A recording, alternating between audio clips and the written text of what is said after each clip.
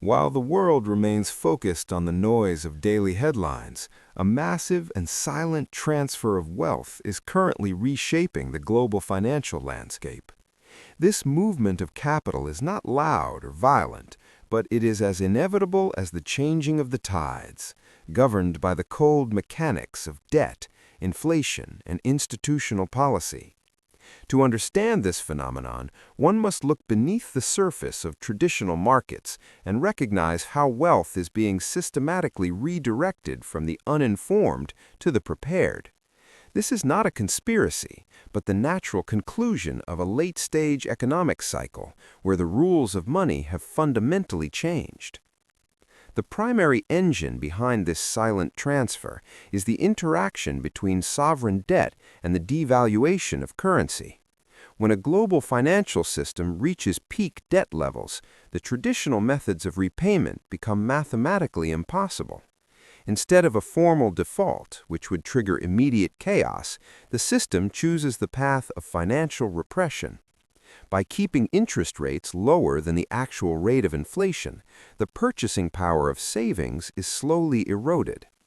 This acts as a hidden tax on everyone who holds currency or fixed income assets, effectively transferring that value to the debtors, most notably governments and massive corporations. In this environment, those who store their labor in cash are unknowingly participating in the erosion of their own net worth. Every unit of currency held in a traditional bank account represents a claim on future goods and services, but as the money supply expands, that claim grows weaker. This is the first stage of the silent transfer, the migration of value from the hands of the saver to the balance sheets of the borrower. While the nominal balance in a bank account may remain the same, the real-world utility of that money is being siphoned away to service the mountain of debt that supports the current infrastructure. The second stage of this transfer is driven by asset price inflation. As new money enters the system, it does not distribute evenly. It flows first to the financial institutions and the wealthy, who use it to acquire scarce, high-quality assets such as prime real estate, productive land, and equity in dominant monopolies. Because these individuals have early access to capital, they can purchase assets before the general price level rises. This is known as the Cantillon Effect. By the time the liquidity reaches the average person, prices have already adjusted upward, making the cost of entry prohibitively high.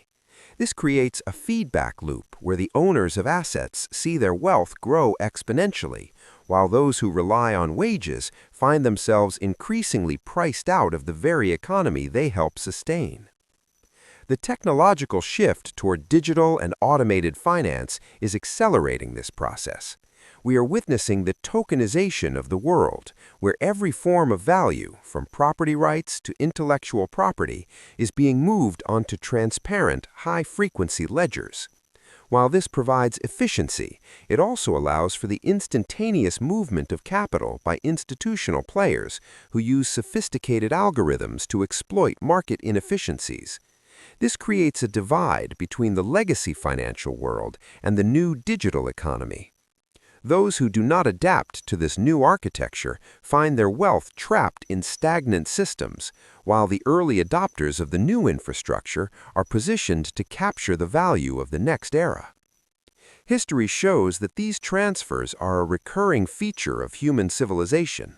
From the debasement of the Roman denarius to the collapse of the French assignat, the pattern remains consistent. When the cost of maintaining an empire or a global system exceeds its productive capacity, the currency is sacrificed to keep the system alive. The current global economy is no exception. We are in a period of structural transition where the old rules of work and save are being replaced by a reality that rewards capital allocation over labor. This shift is silent because it happens through the gradual adjustment of prices and the subtle shifting of policy, rather than through a single catastrophic event. The demographic component of this transfer is equally significant. We are entering the largest intergenerational wealth transfer in history, as trillions of dollars pass from the post-war generation to their heirs. However, this transfer is not guaranteed for everyone. High healthcare costs, taxes, and the rising cost of living are consuming a large portion of this legacy before it can be passed down.